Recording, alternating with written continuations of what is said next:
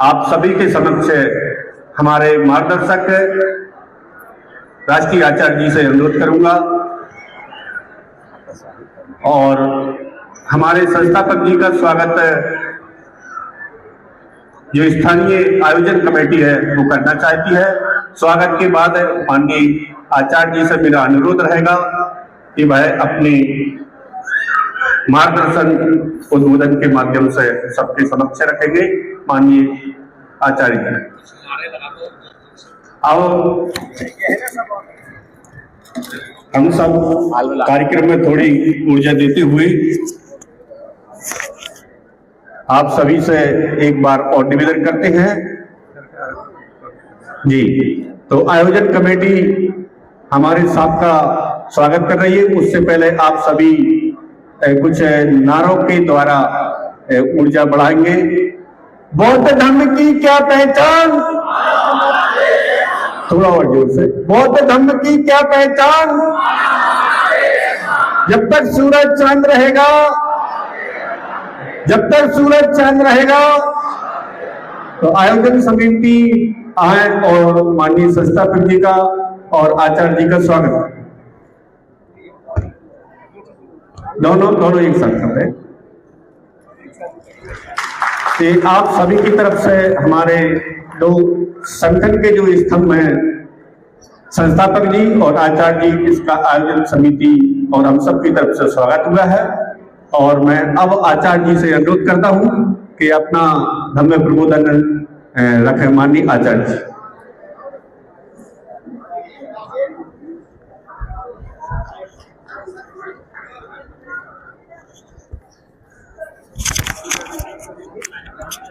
महाकारुणिक तथागत सम्यक संबुद्ध, इनको मैं 3 बार वंदन करता हूँ, अभिवादन करता हूँ। बोधिसत्व परम पूज्य डॉक्टर बाबा साहब अम्बेडकर, इनको भी मैं श्रद्धा सुमन अर्पित करता हूँ, अभिवादन करता हूँ। अशोक विजयादशमी के इस अवसर पर इस बार हम सब लोग नागपुर में आए हुए हैं। ऐसे अवसर पर प्रियदर्शी सम्राट अशोक को भी मैं अपने श्रद्धा सुमन अर्पित करता हूँ, अभिवादन करता हूँ। बहुजन समाज में जन्मे सभी महापुरुषों को मैं अपने श्रद्धा सुमन अर्पित करता हूँ, अभिवादन करता हूँ, वंदन करता हूँ। 3 दिन के इस कार्यक्रम में हमारा मार्गदर्शन कर रहे हमारी संस्था के प्रमुख आदरणीय धर्म प्रकाश भारती साहब, हमारे कार्यवाहक अध्यक्ष सम्माननीय बादल सिंह बौद्ध जी, हमारे सभी पदाधिकारीगण और देश के विभिन्न राज्यों से आए हुए हमारे सभी उपासकगण, उपासिकाएं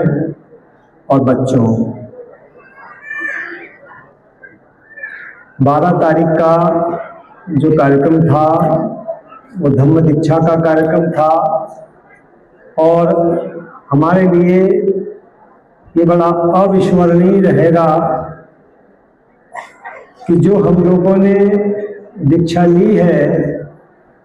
वो एक तो हमारी जो सबसे पवित्र भूमि है,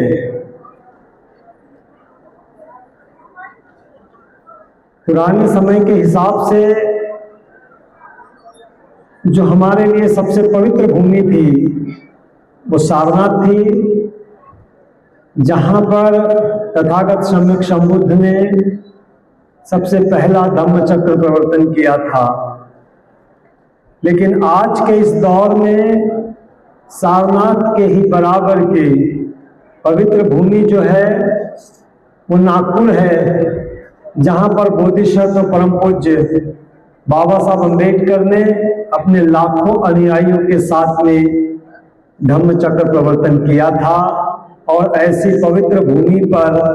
हमें दीक्षा लेने का अवसर मिला और इस अवसर में भी जो बहुत ही अहम बात रही, वो अहम बात ये रही कि जो इस दौर के सबसे महान भिक्षु हैं, परम पूज्य नागार्जुन बनते सुरेश ससई जी, और इसी तरह से जो इस समय कुशीनगर में निवासरत हैं परम पूज्य बनते ज्ञानेश्वर जी, इनके माध्यम से हमें दीक्षा लेने का अवसर मिला। तो जैसा कि अभी हम लोग सम्राट अशोक का यहाँ पर मंचन जो हो रहा था उसको देख रहे थे, तो उसमें जो सबसे खास बात हमारे लिए सामने आई कि सम्राट अशोक ने अपने जीवन में जो कार्य किया, कल्याणकारी राज्य की स्थापना किया, या जैसे कि हम लोग इतिहास के माध्यम से अब जानते हैं कि सम्राट अशोक का जो कार्यकाल है वो पूरी दुनिया में सर्वश्रेष्ठ कार्यकाल रहा और उस युग को स्वर्ण युग कहा जाता है। लेकिन जो हमारे सीखने की बात है कि ऐसे अवसर पर जब हम इस पवित्र भूमि में आए हुए हैं, यहाँ पर हमने बुद्ध धम्म की दीक्षा लिया है, महान भिक्षु संघ के माध्यम से हमने दीक्षा लिया है, और वहाँ पर 22 प्रतिज्ञाएं भी हम लोगों ने ग्रहण की है। और आज जो यहाँ पर मंचन हुआ है, इस मंचन में भी जो सीखने के लिए हमको बातें मिली है, वो क्या बातें मिली है कि जैसे आप संविधान देखते हैं, संविधान की जो प्रियम्बल है, हमारा जो भारत का संविधान है, उसका जो प्रस्तावना है, प्रस्तावना में आखिरी में बाबा साहब अम्बेडकर ने क्या लिखा है, तो प्रस्तावना में लिखा है कि हम इस संविधान को आत्मार्पित करते हैं, अंगीकृत करते हैं, अधिनियमित करते हैं। इसका मतलब यह है कि संविधान में जो कोई भी बातें लिखी गई हैं और जिसका मानवता के कल्याण से संबंध है, उसे हमें ग्रहण करना चाहिए। तो इसी तरह से सम्राट अशोक से भी हमें ये बात सीखने मिलती है कि जब उनका हृदय परिवर्तित हुआ और जब वो तथागत बुद्ध के मार्ग पर निकले, तो उन्होंने बुद्ध के मार्ग को आत्मार्पित किया, अंगीकृत किया और अधिनियमित किया। केवल दूसरों को उपदेश ही नहीं दिया, बल्कि मैं उस रास्ते पर चलूंगा, इस बात की उन्होंने शपथ लिया। कल हमने भी महान जो पवित्र भूमि है हमारी, सारनाथ जैसे हमारी पवित्र भूमि है, उसी तरह से नागपुर की जो दीक्षा भूमि है वो हमारे लिए सारनाथ जैसे ही है। या जैसे इस्लाम में मुसलमानों के लिए मक्का का जो महत्व है, या ईसाइयों के लिए जेरूशलम का जो महत्व है, या हिंदुओं के लिए बनारस और प्रयागराज का जो महत्व है, तो हम बौद्धों के लिए भी सारनाथ और दीक्षा भूमि का भी वही महत्व है। आप ये समझ सकते हैं कि एक मुसलमान की एक ख्वाहिश होती है पूरे जीवन में कि चाहे मैं अपनी संपत्ति को बेचकर भी मैं मक्का जरूर जाऊंगा, हज की यात्रा जरूर करूंगा, और जब वो हज से वापस आते हैं तो हाजी कहलाते हैं। हाजी कहलाने का मतलब ये होता है कि अब जीवन भर वो अपने इस्लाम के अनुसार या अपने मजहब के अनुसार अपने जीवन को ढालेंगे, और किसी भी प्रकार का कोई गुनाह जो उनके इस्लाम के अनुसार है उस गुनाह को वो नहीं करेंगे। इस तरह की वो शपथ लेकर वहां से आते हैं। तो आज या कल हमने भी दीक्षा भूमि में आकर, पवित्र दीक्षा भूमि में आकर कि अब हम जो है भविष्य में अपने धम्म का आचरण करते हुए ही जाएंगे। जैसे सम्राट अशोक हमारे लिए एक आदर्श है कि उन्होंने जब कलिंग युद्ध के बाद अपने हथियार का त्याग किया, तो केवल हथियारों का त्याग ही नहीं किया या जनता के लिए कल्याणकारी योजना ही नहीं चलाई, बल्कि उन्होंने उस धम्म को आत्मार्पित किया, अंगीकृत किया, अधिनियमित किया। जैसा कि बाबा साहब अम्बेडकर ने हमारे संविधान में लिखा है, प्रस्तावना में लिखा है कि हम अपने इस संविधान को अंगीकृत करते हैं, आत्मार्पित करते हैं, अधिनियमित करते हैं। कोई चले ना चले, लेकिन हम अपने इस संविधान के अनुसार जरूर चलेंगे। तो इसी तरह से कल हमने महान पवित्र भूमि में और महान भिक्षुओं के माध्यम से कल हमने शपथ ली है कि अब हम आज से पूर्ण रूप से बौद्ध हो गए हैं। तो जो भी हमने कमजोरियां थी, जो भी हमें, जैसे बाबा साहब ने बुद्ध और उनके धम्म में आखिरी में लिखा है कि हमें अनंत कमजोरियां हैं, हम एक एक करके उनका अंत करेंगे। तो कल तक जो भी हमारे बीच में कमजोरियां रही होगी, हमारे आचरण में, हमारी वाणी में, हमारे जीवनचर्या में, हम जो भी अपना कार्य करते हैं, जो भी प्रोफेशन में है, तो जिसमें भी हमें गलती करते हो तो उनमें हम अब सुधार करने की कोशिश करेंगे और अपने धम्म को आत्मार्पित करेंगे, अंगीकृत करेंगे,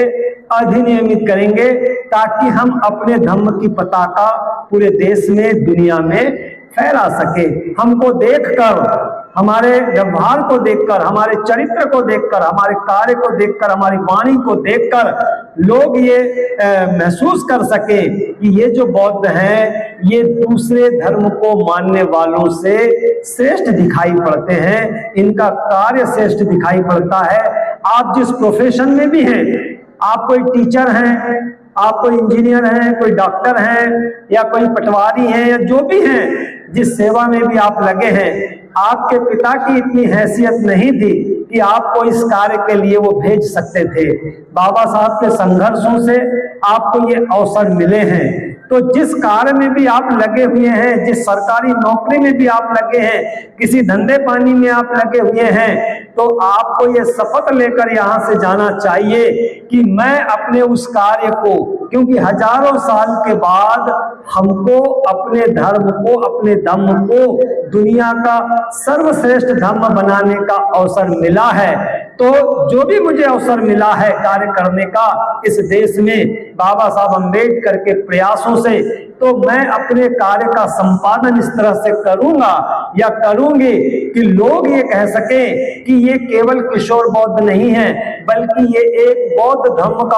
अनुयायी है जो अपने कार्य को दूसरे धर्म वालों से भी ज्यादा श्रेष्ठ तरीके से संपादित करता है। इस तरह का प्रयास हमको करना बहुत जरूरी है, ताकि केवल उपदेश से काम चलने वाला नहीं है, या बौद्ध धर्म की आप कितनी अच्छी व्याख्या करते हैं इससे काम चलने वाला नहीं है, या इतिहास को आप कितना जानते हैं इससे काम चलने वाला नहीं है। हमारा चरित्र, हमारी वाणी, या हम अपने कार्य को किस तरह से संपादित करते हैं, ये बड़ा महत्वपूर्ण है। महिलाएं जो बैठी हैं, जो उपासिकाएं बैठी हैं, इनको भी इस बात का एहसास होना चाहिए कि हजारों साल तक हमारा शोषण, सबसे ज्यादा यदि शोषण इस व्यवस्था में रहा है तो दलितों से भी ज्यादा, अनुसूचित जाति से भी ज्यादा, अछूतों से भी ज्यादा यदि शोषण किसी का हुआ है तो वो महिलाओं का हुआ है। और हमको आज आजादी का अवसर मिला है, तो इस आजादी के अवसर को केवल खाना बनाने में या इसकी उसकी आलोचना करने में ही,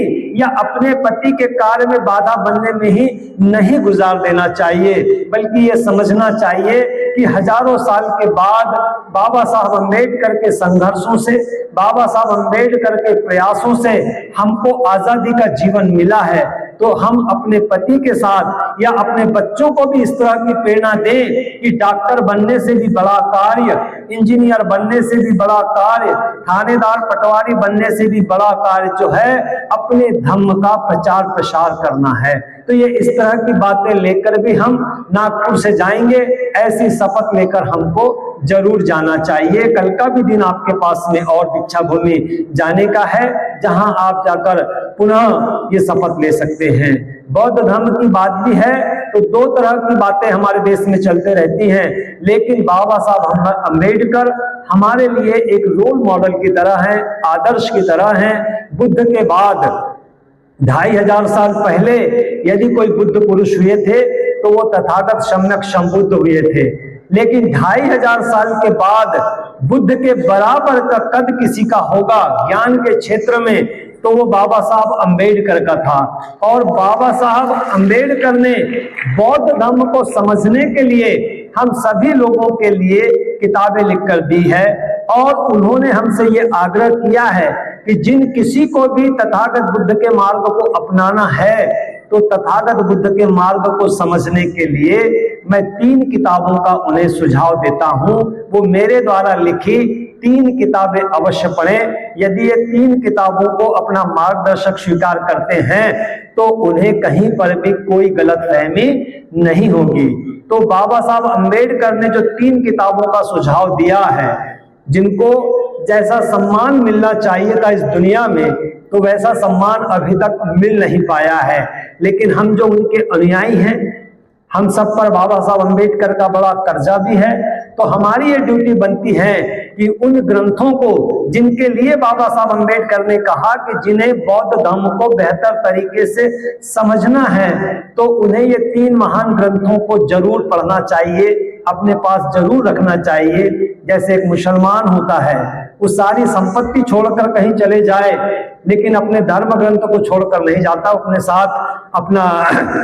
जो उनका धर्म ग्रंथ है वो कुरान, उस कुरान को जरूर लेकर जाता है। एक ईसाई है, वो अपने धर्म ग्रंथ को जरूर लेकर जाता है, सब कुछ छोड़कर चला जाएगा, लेकिन अपने धर्म ग्रंथ को जरूर साथ में रखता है। आपको याद होगा अफगानिस्तान में जब तालिबान की सरकार बनी, तालिबानियों ने कब्जा किया, तो कुछ बाहरी लोगों को अफगानिस्तान छोड़ना पड़ा था। तो उसमें एक जो मीडिया के माध्यम से एक जानकारी जो आई थी कि एक सरदार जी थे जो वहां सांसद रहे थे, उनको अपनी सारी संपत्ति छोड़कर भारत आना पड़ा था। लेकिन एयरपोर्ट पे उनकी जो फोटो आई थी, जो वायरल हुई थी, तो उसमें ये चित्र आया था कि उन्होंने सर के ऊपर अपना जो गुरु ग्रंथ साहब है वो रखा हुआ था। और जब पत्रकारों ने उनसे पूछा गया था, तो उन्होंने कहा था कि मेरी सबसे बड़ी संपत्ति, मैंने अपनी दूसरी संपत्ति तो वहां छोड़ दिया, लेकिन मेरी ये सबसे बड़ी संपत्ति मेरा ये धर्म ग्रंथ है, मैं इसको अपने साथ लेकर आया हूं। अभी हम जो लोग यहाँ पर बैठे हुए हैं, अपने इस धर्म ग्रंथ को जैसा सम्मान देना चाहिए, जैसी इज्जत देना चाहिए, अभी हम उस मुकाम पर नहीं आए हैं कि धर्म ग्रंथ हमसे क्या अपेक्षाएं रखता है। तो बाबा साहब अम्बेडकर ने जैसे कुरान पाक है, पवित्र कुरान है, इस तरह का एक पवित्र धर्म ग्रंथ हम लोगों के लिए तैयार किया है, जिसे हम बुद्ध और उनका धम्म कहते हैं। तो ये बाबा साहब ने ही हमें सुझाव भी दिया है कि जिन्हें बौद्ध धर्म को बेहतर तरीके से समझना है, तो उन्हें बुद्ध और उनका धम्म जो है वो अपने एक आदर्श ग्रंथ की तरह अपने साथ हमेशा रखना चाहिए। और जैसा एक मुसलमान अपने धर्म ग्रंथ से प्रेरणा लेता है, जैसे एक ईसाई अपने धर्म ग्रंथ से प्रेरणा लेता है, या जैसे एक सिख अपने धर्म ग्रंथ से प्रेरणा लेता है, या एक हिंदू जैसे अपने धर्म ग्रंथ से प्रेरणा लेता है, तो ऐसे ही हम बौद्धों को भी अपने धर्म ग्रंथ से भी प्रेरणा लेनी चाहिए। वो हमारा एक मार्गदर्शक के रूप में हमारे साथ हमेशा होना चाहिए, ताकि हम अपने मार्ग से विचलित ना होने पाए।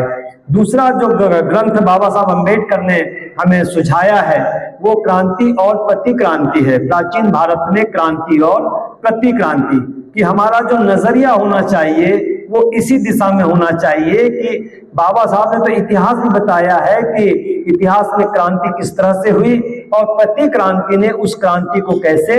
खत्म किया। लेकिन 1956 तक बाबा साहब अम्बेडकर ने जो आधारशिला रखी और एक क्रांति को जन्म दिया, और उस क्रांति को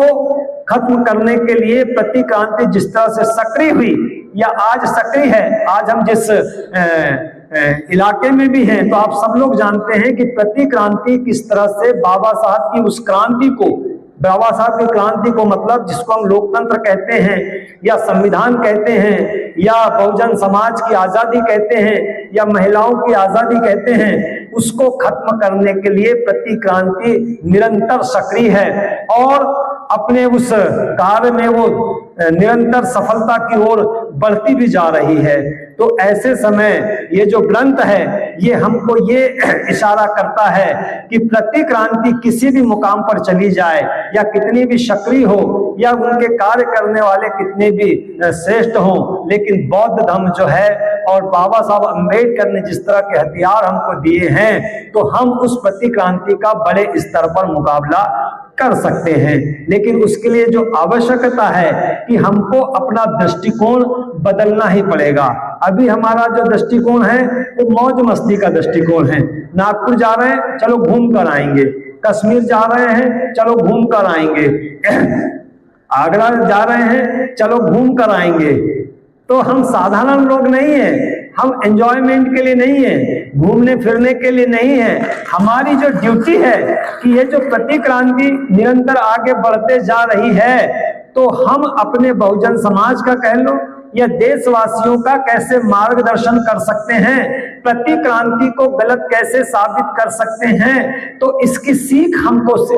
लेना है। हम चाहे कैडर कैंप के लिए आते हैं या हम इस तरह के आयोजन के लिए आते हैं, तो एक एक कार्यकर्ता को, एक एक उपासक को, एक एक उपासिका को इस बात को सीख कर जाना है और घर जाकर भी अपनी तैयारी इस तरह से करना है कि हम प्रतिक्रांति का कैसे मुकाबला कर सकते हैं। और प्रतिक्रांति से ज्यादा हमारी जो विचारधारा है, जो तथागत बुद्ध की विचारधारा है या संत कबीर की विचारधारा है या संत रविदास जी की विचारधारा है या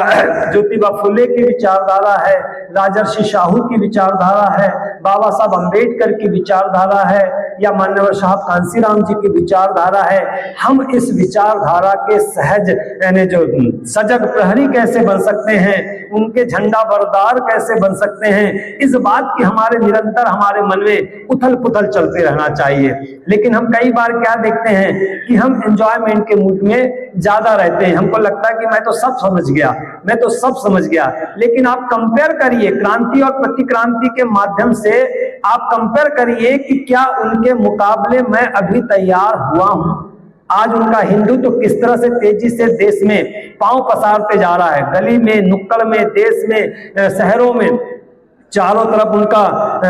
जो है वो प्रचार प्रसार बढ़ते जा रहा है, बढ़ते जा रहा है। लेकिन हमारा जो प्रचार प्रसार है, हमारी विचारधारा का प्रचार प्रसार जो है, वो जिस लेवल पे आगे जाना चाहिए या प्रतिक्रांति के मुकाबले पर खड़ा होना चाहिए, तो वो दिखाई नहीं देता है। जो कई लोग पढ़े लिखे भी हैं, तो उनको बड़ा ईगो रहता है या अहंकार रहता है कि मैं बहुत बड़ा जानकार हूं, आपकी जानकारी को कोई पूछने वाला नहीं है। महत्वपूर्ण क्या है कि प्रतिक्रांति के मुकाबले आप अपने समाज को किस लेवल पे तैयार कर रहे हैं, उस प्रतिक्रांति के मुकाबले आप अपने देश के निवासियों को किस लेवल पे तैयार कर रहे हैं। आपका ज्ञान आपके पास में रखा रह जाएगा, आप मर जाएंगे, चले जाएंगे, लोग इतना ही कहेंगे कि जानकार था। जानकारी से कुछ नहीं होता है। आपकी ड्यूटी क्या है? बाबा साहब ने अधिकार और कर्तव्य में भेद बताया है कि अधिकार आप कितना भी जानते हो,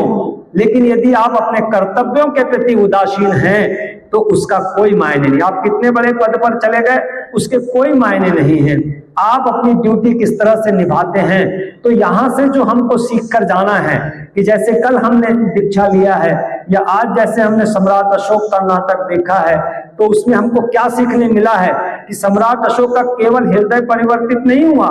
बल्कि उन्होंने उस धम्म की विचारधारा को आत्मार्पित किया, अंगीकृत किया, अधिनियमित किया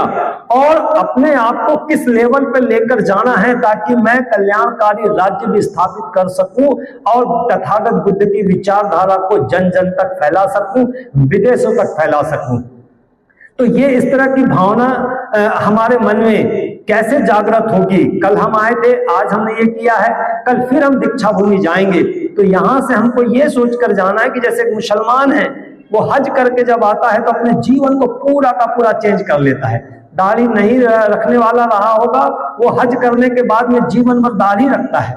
और 5 बार की वो नमाज पढ़ता है, वो अपने आप को पूरा इस्लाम के प्रति ढाल लेता है। तो हम इतनी महान पवित्र भूमि में आए हैं, तो यहाँ से चूंकि राष्ट्रीय बौद्ध महासभा जो है इस क्षेत्र में निरंतर धीरे धीरे आगे बढ़ते जा रही है, लेकिन आप इस बात से खुश न हो जाएं कि हम 25-26 राज्यों में पहुंच गए तो ये बहुत बड़ी उपलब्धि है। ये कोई उपलब्धि नहीं है। पूरे देश को हम कैसे प्रभावित करेंगे, प्रतिक्रांति के मुकाबले हम कैसे खड़े होंगे, तो ये सोचना बहुत जरूरी है। और ये जो ग्रंथ है इस क्षेत्र में हमारा बहुत अच्छे से मार्गदर्शन करेगा, जिसको बाबा साहब अम्बेडकर ने अपने हाथों से लिखा है, क्रांति और प्रतिक्रांति। तो ये हमारे सारे लोगों के पास में ये होना बहुत जरूरी है। आज हमारे बच्चों को हम देखते हैं, जैसे मैं कई बार कहता भी हूं कि जो हम लोग अम्बेडकरवादी हैं, हम अपने बच्चों में किस तरह के विचार डालते हैं, तो हम अपने बच्चों को यही सिखाते हैं कि बेटा डॉक्टर बनना चाहिए, बेटा इंजीनियर बनना चाहिए, बेटा IAS बनना चाहिए। कभी हम ये नहीं सिखाते हैं कि बाबा साहब अम्बेडकर का अनुयायी बनना चाहिए, बाबा साहब अम्बेडकर की विचारधारा का प्रचारक बनना चाहिए। कोई भी माता पिता अपने बच्चों को ये नहीं सिखाता है। तो बचपन से जो धीमा जहर हमारे बच्चों के दिमाग में जाता है कि मुझे डॉक्टर बनना है, खूब पैसे कमाना है, इंजीनियर बनना है, खूब पैसे कमाना है, आईएएस बनना है, खूब पैसे कमाना है, हमको इस बात का ध्यान रखना चाहिए हम डॉक्टर इंजीनियर के फेर में पड़े रह गए और विचारधारा यदि हमारी धीरे धीरे करके कमजोर होती चली गई तो ये समझ के चलो कि एक वक्त ऐसा आएगा जब प्रतिक्रांति हमारे बच्चों को डॉक्टर भी बनने नहीं देगी, इंजीनियर भी बनने नहीं देगी। विचारधारा फली फूली तब जाके हमको इंजीनियर बनने के मौके मिले, डॉक्टर बनने के मौके मिले। तो इसीलिए अपने बच्चों को यह सिखाना भी बहुत जरूरी है कि यदि विचारधारा के हम सजग प्रहरी नहीं बनेंगे, हम सही कार्यकर्ता नहीं बनेंगे तो एक वक्त ऐसा आएगा जब हम डॉक्टर बनाने लायक भी नहीं रहेंगे। इसलिए अपने बच्चों में ये इस तरह की भावना डालना भी बहुत जरूरी है, क्योंकि प्रतिक्रांति जो है अपने स्तर से अपना काम करते जा रही है और वो निरंतर सामाजिक क्षेत्र में भी, आर्थिक क्षेत्र में भी, राजनीतिक क्षेत्र में भी और धार्मिक क्षेत्र में भी बहुत तेजी से आगे बढ़ते जा रही है। इसीलिए हम जो लोग यहाँ पर आए हुए हैं, हम इस क्षेत्र में कार्य करना चाहते हैं, हमने स्वेच्छा से इस कार्य क्षेत्र को चुना है, तो हमारी ये ड्यूटी बनती है कि केवल मौज मस्ती और मजे के लिए या नागपुर घूमने आया था, मैंने दीक्षा भूमि भी देख लिया, मैंने नागलोक भी देख लिया, मैंने कामठी का ड्रैगन पैलेस भी देख लिया, बहुत मजा आया। कामठी का तो बहुत ही सुंदर बना है, दीक्षा भूमि तो बहुत सुंदर बनी है। उसकी सुंदरता से सरोकार नहीं है, उसकी पवित्रता से सरोकार है और उस पवित्रता का हम अपने अंतर मन में लेकर जाएं और अपने लोगों को, अपने बच्चों को, अपने पड़ोसियों को और पड़ोसियों तक ही नहीं, हम अपने देश में प्रतिक्रांति के मुकाबले कैसे खड़े हों, इस बात का हमें ध्यान रखना बहुत जरूरी है। बाबा साहब अम्बेडकर ने तीसरा जो ग्रंथ लिखा है वो ग्रंथ है बुद्धा अथवा कार्ल मार्क्स। इसको लिखने की आवश्यकता क्यों पड़ी बाबा साहब अम्बेडकर को? क्योंकि बुद्ध के बारे में गलतफहमियां पैदा कर दी गई बाबा साहब अम्बेडकर के पहले कि बुद्ध का केवल आंदोलन जो था वो धार्मिक आंदोलन था, लेकिन बाबा साहब अम्बेडकर ने कहा कि बुद्ध का आंदोलन केवल धार्मिक या आध्यात्मिक नहीं था। ये अलग बात है कि किसी विशेष धर्म के खिलाफ उनकी ये विचारधारा थी और उस धर्म को उन्होंने कमजोर भी करके दिखाया था। तो चूंकि किसी विशेष धर्म के खिलाफ वो विचारधारा थी, इसीलिए उस विचारधारा को धम्म की संज्ञा मिली। लेकिन बाबा साहब अम्बेडकर ने अपने ग्रंथ के माध्यम से उसको डिफाइन किया है, उसको परिभाषित किया है कि बुद्ध की विचारधारा धार्मिक नहीं थी, आध्यात्मिक नहीं थी, कर्मकांड की नहीं थी, पूजा पाठ की नहीं थी, तीर्थ यात्राओं की नहीं थी, दर्शन करने की नहीं थी या मूर्ति लगाने की नहीं थी, बल्कि बुद्ध की जो विचारधारा थी वो सामाजिक परिवर्तन की विचारधारा थी, आर्थिक परिवर्तन की विचारधारा थी, राजनैतिक परिवर्तन की विचारधारा थी। तो आर्थिक परिवर्तन के बारे में कि बुद्ध जो है इस धरती से गरीबी को मिटाना चाहते थे, अमीरी और गरीबी का भेद खत्म करना चाहते थे। इसीलिए बाबा साहब अम्बेडकर ने, क्योंकि दुनिया ऐसी मानती है कि अमीरी गरीबी का भेद करने केवल कार्ल मार्क्स निकला था, लेकिन बाबा साहब अम्बेडकर ने कार्ल मार्क्स को चुनौती दी कि कार्ल मार्क्स दुनिया में गरीबी को दूर करने के लिए नहीं निकला था, बल्कि कार्ल मार्क्स से पहले 2500 साल पहले तथागत गौतम बुद्ध थे जिन्होंने गरीबी दूर करने का उपाय बताया था। और उपाय बताया ही नहीं था बल्कि उसको करके भी बाद में दिखाया था। तो ये अमीरी गरीबी का भेद जो कार्ल मार्क्स के माध्यम से बाबा साहब अम्बेडकर ने जो तुलना करके दिखाया है कि कार्ल मार्क्स ने भले 2500 साल पहले आंदोलन चलाया भी हो, लेकिन उसका आंदोलन मानवता के हिसाब से या मानवता के कल्याण के हिसाब से सही नहीं था, क्योंकि कार्ल मार्क्स जो है वो गरीबी मिटाने के लिए हिंसा का सहारा लेना चाहता था। लेकिन 2500 साल पहले तथागत गौतम बुद्ध ने बगैर हिंसा का सहारा लिए गरीबी कैसे दूर की जाती है, बगैर कत्ल किए, बगैर खून खराबा किए या खून का कतरा बहाए भी गरीबी कैसे दूर की जा सकती है, ये 2500 साल पहले तथागत बुद्ध ने बताया था। ये बाबा साहब अम्बेडकर ने 2500 साल पहले, 2500 साल के बाद में दुनिया के सामने इस बात को रखा। और इतना ही नहीं, जो महत्वपूर्ण बात है जो हमारे भी सीखने के लिए है, वो सीखने के लिए क्या है कि कार्ल मार्क्स के बारे में बाबा साहब अम्बेडकर ने बताया है कि कार्ल मार्क्स ने अपने कार्यकर्ताओं के लिए ऐसा कोई संपत्ति का निर्धारण नहीं रखा कि जो उनका कार्यकर्ता होगा उसके पास में कितनी संपत्ति होनी चाहिए, लेकिन उसमें गुंजाइश ये बनी रहती है कि जब सत्ता का परिवर्तन होगा तो सत्ता के परिवर्तन के बाद संपत्ति की लूटपाट जो होगी तो उस लूटपाट में सबसे पहले जो पार्टी होती है कह लो या विचारधारा होती है उसका कार्यकर्ता ही सबसे पहले लूटने में शामिल होता है। ये कार्ल मार्क्स की विचारधारा में है। लेकिन तथागत ने 2500 साल पहले क्या किया कि 2500 साल पहले तथागत बुद्ध जो थे वो आर्थिक समानता करने के लिए निकले हुए थे, गरीबी दूर करने के लिए निकले थे, लेकिन सबसे पहले उन्होंने अपने कार्यकर्ताओं पर ही लगाम लगा के रखी। उन्होंने सबसे पहले अपने कार्यकर्ताओं के संपत्ति का निर्धारण करके रखा कि कल को यदि परिवर्तन हो तो मेरा अपना कार्यकर्ता ही संपत्ति के लूट में शामिल न हो जाए। इसीलिए अपने उन भिक्षु संघ को जो उनका कार्यकर्ता था उसके लिए संपत्ति का निर्धारण करके रखा कि उनके पास केवल 8